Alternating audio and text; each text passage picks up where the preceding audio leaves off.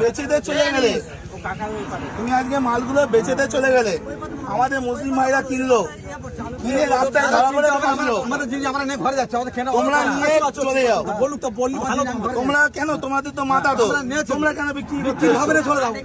তোমাদের মাল কি আমরা কিনে ফাঁসবো? তোমরা চলে যাও, ভালো কথাই বলছি। তোমরা চলে যাও, কেউ একটা ভালো কথা বলো, এনাদের কেউ এটা কিন্তু কোনো কথা বলবে না।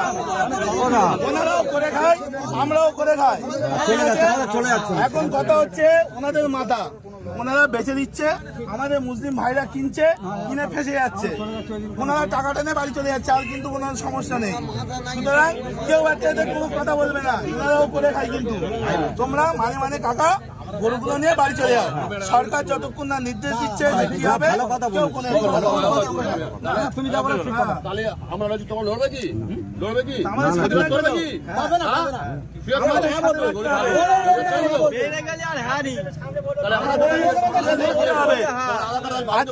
আজকে শোনো, আজকে ভারতবর্ষে এই গরু এক্সপোর্টে